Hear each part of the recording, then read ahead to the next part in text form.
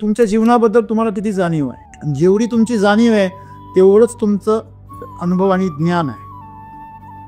बाकी सगळं जे तुमच्या जीवनामध्ये त्या कल्पना आमच्या विचारांवर नेहमी प्रभावी ठरलेल्या असतात आणि म्हणून आमचं जीवन हे भरकटतं. तुम्ही कल्पना करायला काही पण करू शकता आणि कधी कधी त्या कल्पना तुमच्या एवढ्या वास्तव तुम्हाला वाटायला लागतात की त्या कल्पनाच तुम्हाला खऱ्या वाटायला लागतात. मूळ जे जीवन आहे ते तुम्हाला काल्पनिक वाटायला. तुमची जाणीव तुम्हाला जे देते तीच माहिती तुमच्याकडे असते. बाकी सगळ्या कल्पना आहेत. आपण हे समजून घेतलं पाहिजे, ह्या प्रकृतीने हे जे जीवन बनवलं त्या जीवनाची जाणीव आम्हाला किती आहे तेवढंच आमचं ज्ञान आहे, तेवढीच आमची माहिती. त्याच्या पलीकडे आमचं विश्व नाही. जीवनामध्ये सामाजिक सांसारिक मनुष्य असतो, तो देखील खूप कल्पनांमध्ये जगत असतो. तुम्ही दिवसभरामध्ये जेवढे विचार करता, प्रामाणिकपणे सांगा, जेवढे विचार करता त्या विचारांमध्ये 99% विचार ही कल्पनाच आहे. जीवन जे आहे हे आत्ताच आहे तसंच आहे. म्हणजे जाणीवीतून जे येतं ते खरं जीवन असं सद्गुरू सांगतात. तुम्ही तुमच्या कल्पनेमध्ये प्रत्येक गोष्टीचा एवढा काही विस्तार करताना की तुम्हाला वास्तव गोष्टी कधी कळतच नाही. कल्पना ह्या तुम्ही ह्या आजूबाजूनी गोळा केलेल्या आहेत, या तुम्ही सुद्धा निर्माण नाही करत आहे. ती तुमची क्रिएटिव्हिटी नाही आहे, ती तुमचं रिफ्लेक्शन आहे. सद्गुरू सांगतात जाणीव हीच तुमच्या जीवनाचं मेन आधार आहे. जी जाणीव तुम्हाला होते ती वास्तव आहे. जीवन हे जाणीवेत आहे आणि जाणीवेतून जर तुम्हाला खरं जीवन समजून घ्यायचं असेल, कल्पनेच्या बाहेर जर जगायचं असेल, तर सर्वात मोठी गोष्ट सद्गुरूंनी सांगितली योग. आणि योग जे आहे, योग म्हणजे बऱ्याच वेळा अशी कल्पना होते की योग म्हणजे फक्त योग साधना, सूर्यनमस्कार, ध्यान. ते तर फार महत्वाचं आहे, ते तर सर्वात सोपं आहे, सर्वांसाठी सहज साध्य आहे. परंतु कर्मयोग पण आहे. तुम्ही कर्मामध्ये पण बुडून जर गेलात, पूर्ण कर्मयोगी म्हणलात, तरी सुद्धा तुम्ही जाणीवेमध्ये होता. तुम्ही भक्तीमध्ये एखाद्याचा स्वाधीन करून टाकलं स्वतः, संपूर्ण देहभान जाणीव सगळी देऊन टाकली, ते सुद्धा भक्ती योग आहे. आणि ज्यावेळेस तुम्ही ज्ञानाचे उपासक होता, सत्संगी होता, सतत सत्याच्या संघामध्ये राहायचा प्रयत्न करता, सत्य वागता, सत्य जपता, सत्याचा शोध घेत राहता, तेव्हा तुम्ही खऱ्या अर्थाने ज्ञानयोगी होता. हे योग तुम्हाला जीवनामध्ये जाणीव निर्माण करून देतात. वास्तवाची वास्तविक जीवन जे आहे ते बोध आणि ती स्पष्टता तुम्हाला योगामधून मिळेल आणि योगामधूनच तुमची जाणीव वाढेल. जेवढी तुमची जाणीव वाढेल तेवढी तुमची प्रगल्भता वाढेल. जेवढी प्रगल्भता वाढेल तेवढी जीवनामध्ये तुम्हाला स्पष्टता येईल आणि स्पष्टता तुम्हाला शांतीकडे, आनंदाकडे, प्रेमाकडे देऊ.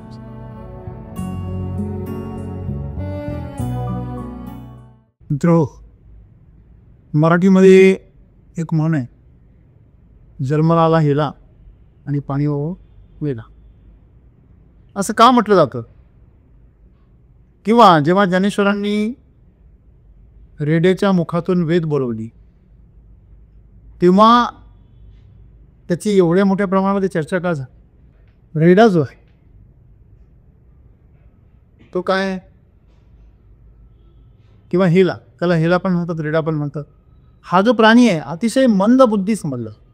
सगळ्यात उपजत गोष्टी ज्या आहे, जसं आपण म्हणतो की संकरित जनावरांच्या किंवा गायींच्या वासरांना त्यांच्या आईचं जे सड आहे, तिचं दूध प्यायचे, तिच्यावर जीवन आपलं अवलंबून आहे, ते सुद्धा त्याला सापडून द्यावं लागतं. कुणीतरी त्याची मदत कर, स्वतःहून त्याला सापडत नाही.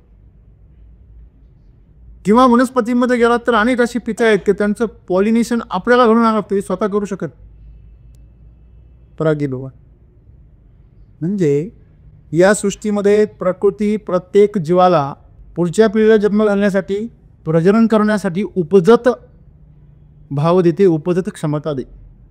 ती क्षमता सुद्धा ज्याची काय आहे, मंद आहे, त्या प्राण्याच्या मुखी त्यांनी वेळ.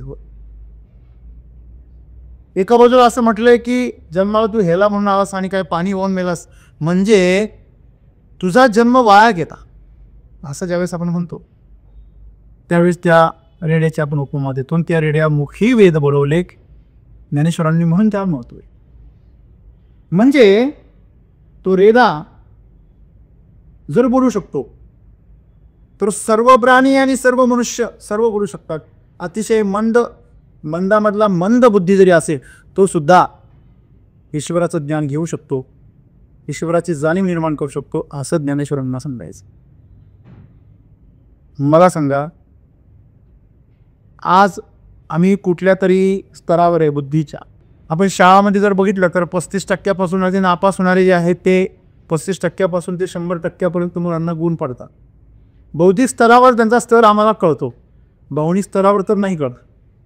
त्याची सध्या तरी कुठे शाळा नाही, कुठे त्याची परीक्षा नाही. खरं तर जीवनामध्ये तुमचा जो भावना आहे, भावनांचा स्तर फार महत्त्वाचा असतो. तुम्ही भावना कशा हाता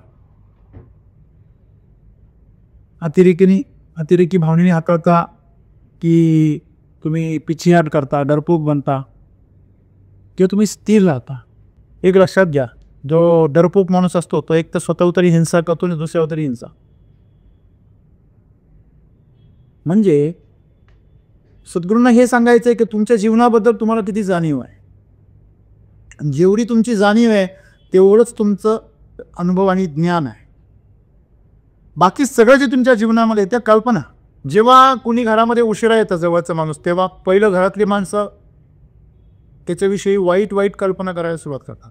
ॲक्सिडेंट झाला का, कुणी काही त्रास दिला का, किंवा आपल्याला काही फसवतोय का. म्हणजे विविध प्रकारची नकारात्मक कारणं आपल्या मनामध्ये काल्पनिकरित्या तयार होतात.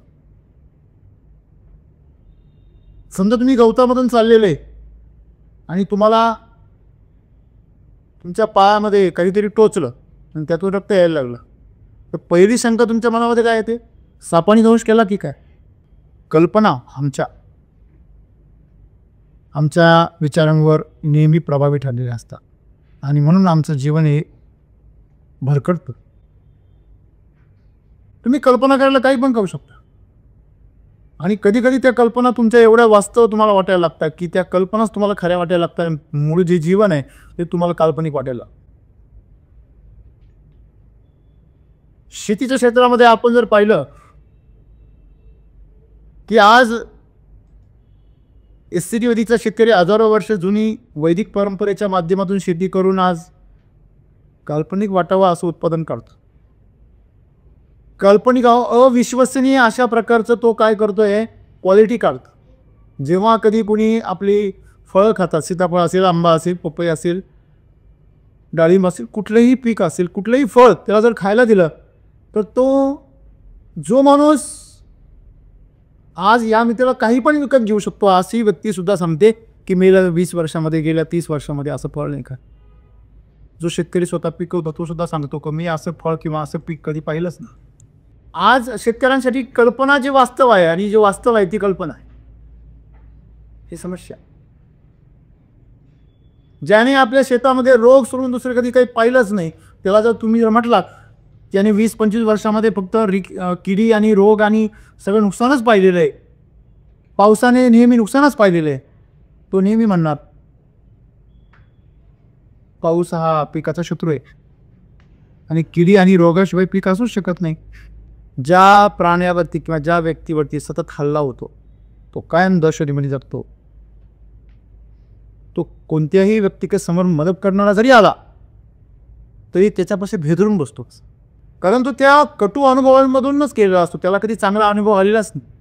मग त्याचं समाजाबद्दलचं किंवा इतरांबद्दलचं मत असं तयार होतं की हा मला त्रास देण्यासाठी आलेला आहे. म्हणजे तुमचं जे जाणीव आहे, तुमची जाणीव तुम्हाला जे देते तीच माहिती तुमच्याकडे असते.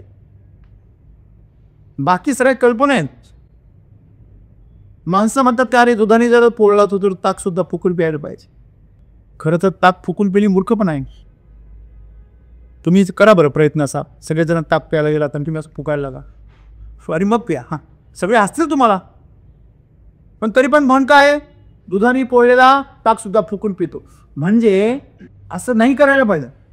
परंतु कल्पना आहे, कल्पनेमध्ये दूध आहे ते गरम आहे, दुधासारखं दिसतंय म्हणजे काय, हे पण गरम असतं.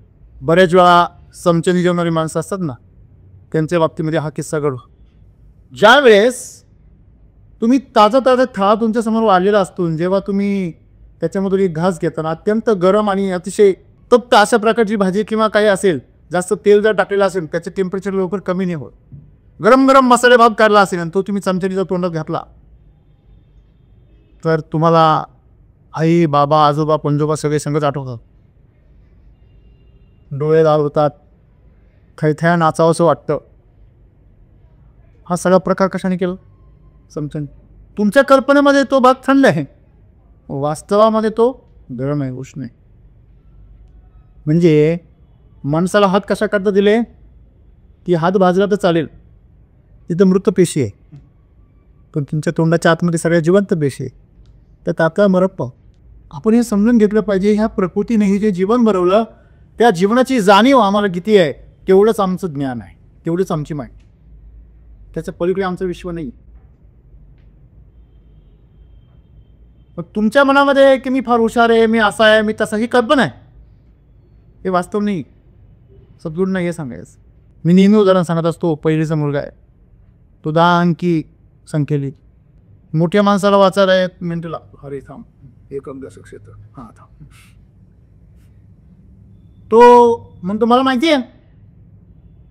आता वास्तविकपणे तो ती लिहू शकतो, याचाच तो वाचू शकतो असं नाही. आपण सोडा, त्याच्या कल्पनेमध्ये मला सर्व माहिती आहे. बरोबर. एखाद्याने एखादी मोटरसायकल चालवली असते आणि दुसऱ्या कंपनीची तशीच दिसणारी मोटरसायकल मला येते म्हण, बसला का उलटे गेअर टाकेल. म्हणजे कल्पनेमध्ये त्यांनी रंगवलेलं आहे की मी हुशार आहे. बरोबर. जसं BSc ॲग्री राहिला असतो, तो जेव्हा येतो थोडा 2 फूट हवेतच असतो. त्याच्या पहिला प्रश्न विचारला की मातीचा कस म्हणजे काय, तुमचा असं कसा प्रश्न विचारला तुम्ही? आमच्या अभ्यासक्रमात नसलेला प्रश्न तुम्ही कसं काय विचार? महाराष्ट्राच्या मातीचा सरासरी सेंद्रिय कर्ब किती, या प्रश्नाचं उत्तर आजपर्यंत तुम्हालाच माहिती आहे. किती मुलांनी बरोबर दिलं BSc ॲग्रीच्या? त्याच्या कल्पनेत काय आहे, मी म्हणजे कृषी क्षेत्रातला पंडित, आणि हा पंडित आपल्या शेतामध्ये गेल्यावर काय कान करतो हे तुम्ही सगळ्यांनी पाहिलेलं आहे. हां, मी बऱ्याच मुलांना आतापर्यंत प्रश्न विचारला, बरेच मुलं मला उत्तर देतात, घरचे आम्हाला काही करून देतील. घरचे म्हणतात तुझं ज्ञान तिकडं बाहेर नोकरीला आहे. ज्यांनी ॲग्रीला पाठवलं ते सुद्धा ॲग्री होत नाही तुमच्या ॲग्रीला. कारण काय यायचं, कारण वास्तविक जीवन आणि काल्पनिक जीवन हे फरक आहे. तुम्ही जे ज्ञान घेऊन आलात हे काल्पनिक आहे. कशावरून? याचं वास्तवामध्ये फळ मिळत नाही. सांगण्याचं तात्पर्य असं आहे, जीवनामध्ये सामाजिक सांसारिक मनुष्य असतो, तो देखील खूप कल्पनामध्ये जगत असतो. तुम्ही दिवसभरामध्ये जेवढे विचार करता, प्रामाणिकपणे सांगा, जेवढे विचार करता त्या विचारांमध्ये 99% विचार ही कल्पनाच आहे. अरे मला असं वाटलं होतं की तू असा असशील, नाही पण तू तसा नाही आहे, तुला कल्पना करायला मी सांगितलं. ठरू नको ना आधीच. म्हणजे जीवन जे आहे हे आत्ताच आहे तसंच आहे. म्हणजे जाणीवीतून जे येतं ते खरं जीवन, असं सद्गुरू सांगतात. जाणीव म्हणजे काय हो? म्हणजे तुम्ही शरीर आहे, मन आहे, ऊर्जा आहे तुमची, यांनी तुम्हाला जाणवतं. शरीराला जाणवतो त्याला भूक लागली आहे, त्याला थंडी वाजते, त्याला गरम होते. हे खरं आहे, ज्ञान आहे, हे खरी माहिती आहे. परंतु तुम्ही जी काही अगोदरच ठरवता ते सगळी कल्पना आहे. प्रिडिक्शन जेव्हा आपण म्हणतो, भविष्य कथन करणं, आधीच सांगणे की असं असं असेल, हे जे प्रिडिक्शन आहे हे माणसाला भरकटवतं आणि वास्तवापासून दूर घेऊन जा. तुम्ही तुमच्या कल्पनेमध्ये प्रत्येक गोष्टीचा एवढा काही विस्तार करताना की तुम्हाला वास्तव गोष्टी कधी कळतच नाही. उदाहरणार्थ तुम्हाला साधी सोपी गोष्ट सांगतो मी, जी गोष्ट तुम्हाला आवडते तुम्ही त्या गोष्टीचं कौतुक करता दिली, ती बरोबर आहे की चुकीची याच्याशी तुम्हाला काही घेणं नाही. ती कशी आहे हिच्याशी पण घेणं नाही. मग ती व्यक्ती का असे, जेव्हा तुम्हाला एखादी व्यक्ती आवडते किंवा एखादी वस्तू आवडते किंवा कुठलीही गोष्ट आवडते, तेव्हा तुम्ही तिचा फक्त सकारात्मक बाजू बघत असता, त्याही आहे तशा बघत नाही. तुम्ही त्याला काय करता, अतिशयोक्तीमध्ये रूपांतरित. दमडीचं तेल आणलं, दमडी म्हणजे 1 आण्यापेक्षाही छोटी,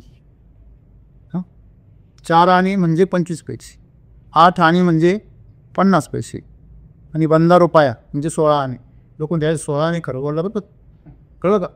म्हणजे या 16 आण्याचा 1 आणा बरोबर, त्याचे पैसे किती करा तुम्ही, आणि त्याची दमडीचं तेल आणलं,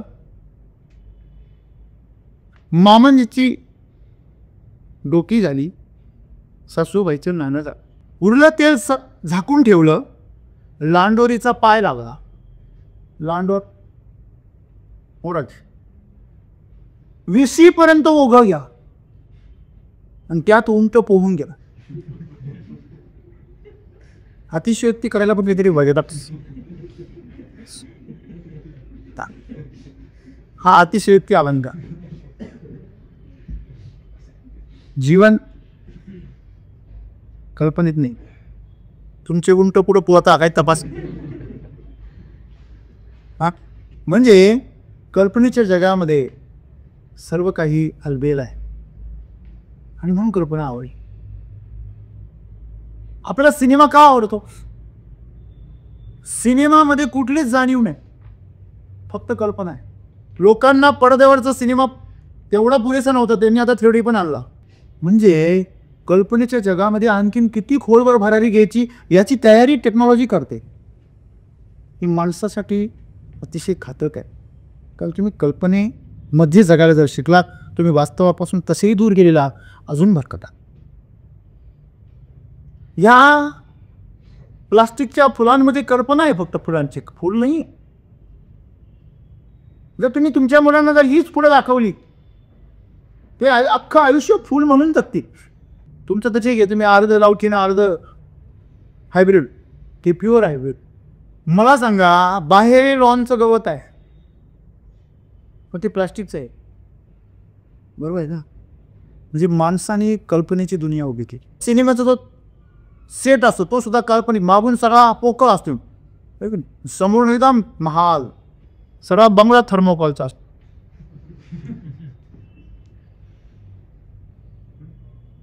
तर आता तर आर्टिफिशियल इंटेलिजन्स आलेले, आता ते प्रत्यक्षात उभारायची पण गरज नाही. माणसा आपण जसे आहोत तसं स्वीकारायला तयार नाही. पहिले फक्त ब्राईटनेस एडिट करायची, आता कान नाक डोळे सुद्धा एडिट कर. फोटोला व्हिडिओमध्ये बोलायला होतं. तेव्हा आजच्या काळामध्ये काल्पनिकतेचा कहर झालेला आहे. आणि ह्या कल्पनांना जर तुम्ही तुमची जाणीव समजायला लागला तर तुमचा अंक भयान. तुम्ही वास्तवात म्हणणार आहात पण तुम्ही जगणार मात्र कल्पनेमध्ये आहात. तुम्ही कधी मेले तुम्हाला कळणार बी नाही, तिथे तुम्ही कल्पनाच करणार. काही लोक असं म्हणतात, म्हणजे मृत्यूच्या अगदी जवळ जाणारे ते लोक म्हणतात मी यम बघितला, आणि ते वर्णन करून सांगतात. युट्यूबवर व्हिडिओ आहे अशी, तुम्ही यमाचा दरवाजा बघितला. अरे कल्पना किती आहे बावळे, तू मेला तर परत कसं काय आला? आजपर्यंत कोणी मेला परत आलेलं झोपात आठवत नाही तुला?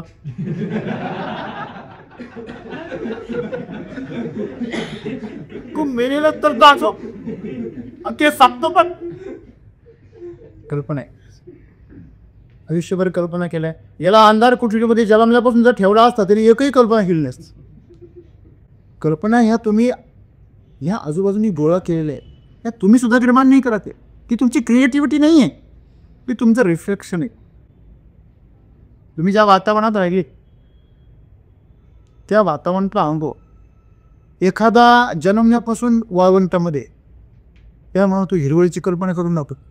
तुम्ही विमानामध्ये कधी बसलेच नाही, तुम्ही खालूनच विमान बघताय किंवा टी व्हीमध्ये बघताय. तुम्हाला जर विचारलं विमानाचं फिलिंग कसं राहतं, तुम्ही कल्पना जरूर कराल, पण तुमची ती बावळट कल्पना असेल. वास्तवाशी तिचा फारसा संबंध नसेल. योगायोगाने थोडाफार येऊ शकतो. सांगण्याचं तात्पर्य असं, सद्गुरू सांगतात जाणीव हीच तुमच्या जीवनाचं मेन आधार आहे. जी जाणीव तुम्हाला होते ती वास्तव आहे, बाकी सगळं करतो. ज्या गोष्टीची तुम्हाला जाणीव, काही लोकांना अनुभव सुद्धा यायला लागतात. अमेरिकेमध्ये एक व्यक्ती होऊन गेला मधल्या काळामध्ये, साधारणतः 30 वर्षापूर्वी. परमेश्वराचं दर्शन करून दिलं जायचं, आत्मबोध, मुक्ती, मोक्ष, 2 तासामध्ये मोक्ष दिला जायचं. तसे तिथं सेंटर्स होत, मुक्ती सेंटर. तिथे फी घ्यायचे ₹1,00,000 ₹2,00,000, आणि तिथं जा गेले तुम्ही का ते कम्प्युटराईज त्यांची सिस्टीम असायची, काही औषधं असायचे. तुम्ही अशा जगात जायचे की क्षणामध्ये तुम्हाला स्वर्गात गेल्यासारखं वाटायचं आणि तुम्ही एकदम प्रचंड मुक्ती, आनंद, उल्हास. त्या सगळ्या गोष्टींचा परिपाक एक व्यक्ती शास्त्रज्ञ जो होता त्याने त्याचे काही गोळ्या बनवल्या आणि तो गोळ्यांचा एक डोस घेतला की तुम्ही स्वर्गात. तुम्ही म्हणा म्हणजे ड्रग्ज वगैरे काय हे त्याच्यापुढे फिके हो. हे दारू, हे ड्रग्ज, हे म्हणजे त्याच्यापुढे नसल्यासारखे. एवढी ती आनंद अतिशय वेगळा परमानंद. तुम्ही नीन कोरोली बाबा यांच्याबद्दल ऐकलं असेल. रामदास त्यांचं नाव होतं, ते आले त्यांचं. त्यांनी रामदास नाव ठेवलं होतं, प्रत्यक्ष नाव काय असेल त्यांना नाही. ते इकडे आले आणि त्यांनी तो डोस बरोबर आणला होता. त्यांच्याकडे 8-10 दिवसांचा, काही महिन्यांचा असं समजूया तुम्ही, एवढा डोस त्यांच्याकडे शिल्लक होता, 1-2 महिन्यांचा. आणि त्यांनी सांगितलं नीन कोरोली बाबांना की तुम्ही एवढी साधना वगैरे हे सगळं जे सांगता, हे योग करा, ही क्रिया करा, तप करा, तपश्चर्या, काही गरज नाही म्हणे. हा एक डोस घ्या, तुम्ही लगेच स्वर्ग, मुक्ती. मग या पाश्चिमात्य लोकांची धाव फार तर शरीर आणि मनापर्यंत, मनाच्या पलीकडे यांना जगच माहीत नाही. हे शोधतात पण बाहेर. यांचा शोध आतमध्ये कधीच नाही, त्यांचा शोध नेहमी बाहेर. ते ब्रह्मांड तर दुसरं टोक गाठायचा प्रयत्न करते, पण या अंडाचं छोटं पण शोधणार नाही. म्हणजे काय,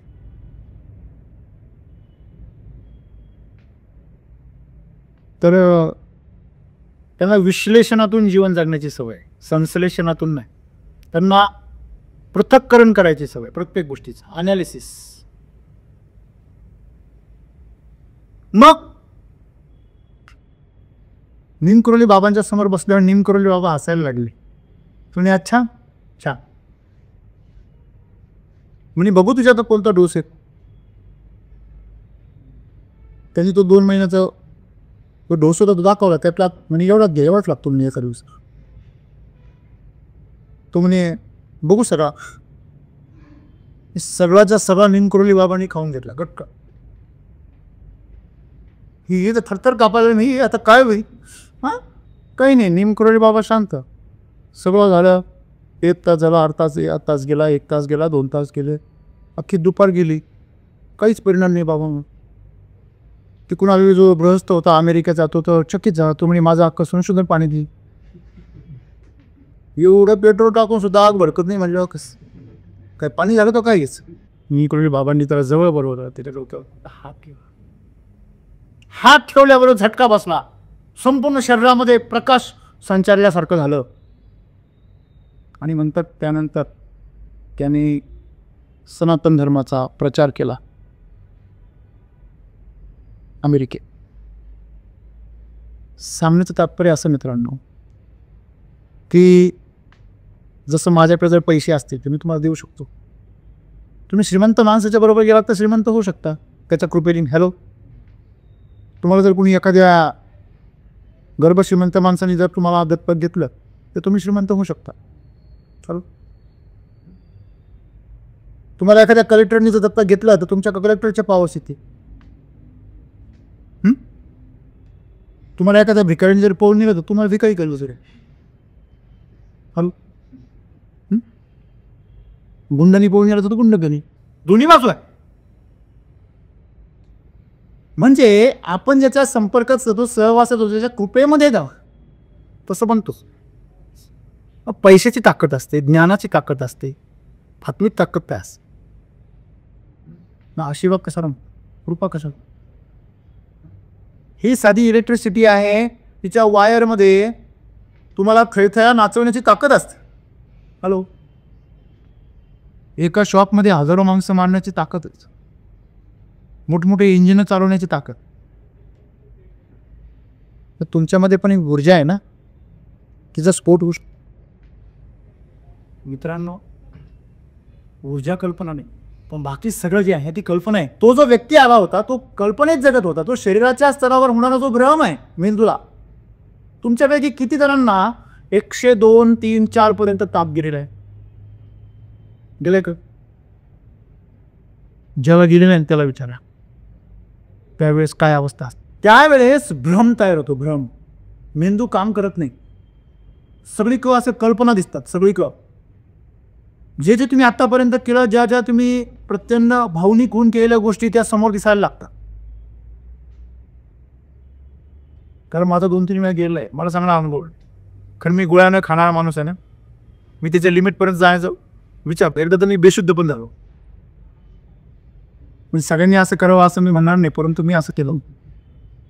अशा कंडिशनमध्ये तुमच्यामध्ये भ्रमाची अवस्था तयार होते. तो भ्रम म्हणजे ईश्वर साक्षात्कार नाही आहे. हॅलो, लक्षामध्ये तुमच्या शरीराची असमर्थता आहे. पण एक मात्र खरे, त्यावेळेस तुमचं शरीर पूर्णपणे स्वच्छ झालं असतं. असं म्हणतात ना, कधीतरी माणसाने वाशू घ्यावं तरी सर्दी झाली पाहिजे, आजारी पडलं पाहिजे. असं कधीतरी माणसाला थोडा लिमिटच्या पुढे ताप गेला पाहिजे. कधीतरी तुम्ही तरी दिला पाहिजे. काम करून, पळून, धावून, कष्ट करून तुमच्या शरीराला थोडा ताप दिला पाहिजे. लोक थंडीमध्ये ब्लँकेट घेऊन बसतात आणि त्या ब्लँकेटमध्ये कल्पना करतात, थंडी नाही बरं काच. अरे बावळ्या, असा मैदानामध्ये मग सांग ना थंडी नाही आज. ही क्षमता सुद्धा तुझ्या शरीरामध्ये आहे. थंडी ही एक कल्पना आहे. वास्तव तुमच्या शरीरामध्ये प्रचंड ऊर्जा आहे, तिची अनुभूती तुम्हाला नाही आहे. बरोबर आहे.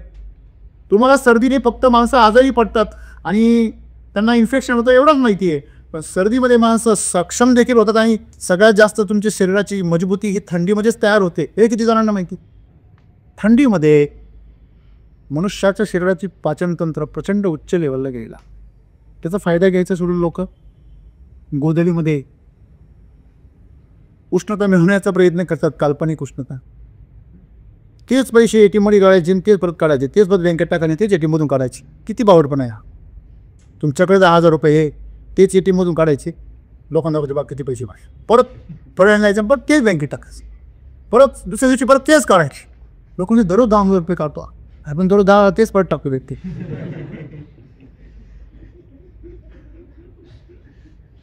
हे कल्पनेतलं श्रीमंत. म्हणजे गोधडी अंगावर घ्यायची, शरीरातली उष्णता बाहेर काढायची आणि तिने ऊब तयार करायची. हे ATMमध्ये पैसे टाकायचे आणि परत बँकेत टाकण्यासारखं नाही आहे का. याच्यापेक्षा बाहेर जा, कमवा. या पंचमहाभूतांतून कमवा तिला, त्या उष्णतेला कमवा. तसं जीवन हे जाणीवेत आहे आणि जाणीवेतून जर तुम्हाला खरं जीवन समजून घ्यायचं असेल, कल्पनेच्या बाहेर जर जगायचं असेल, तर सर्वात मोठी गोष्ट सद्गुरूंनी सांगितली योग.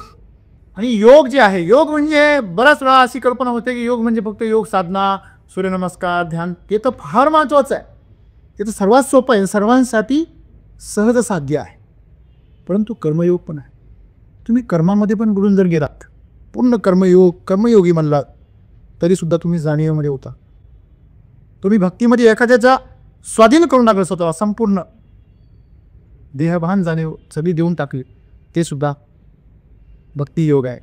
आणि ज्यावेळेस तुम्ही ज्ञानाचे उपासक होता, सत्संगी होता, सतत सत्याच्या संघामध्ये राहायचा प्रयत्न करता, सत्य वागता, सत्य जपता, सत्याचा शोध घेत राहता, तेव्हा तुम्ही खऱ्या अर्थाने ज्ञानयोगी होता.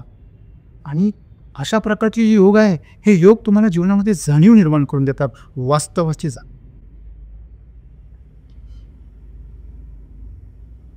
जग हे मायेचा बाजार, हा फक्त डायलॉग आहे आमच्यासाठी.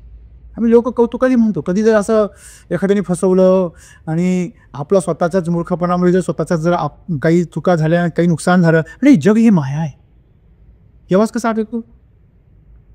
24 तास लक्षात ठेवू.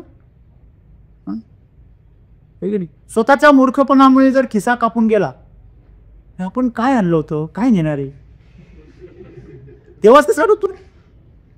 कायम का नाही आठवत.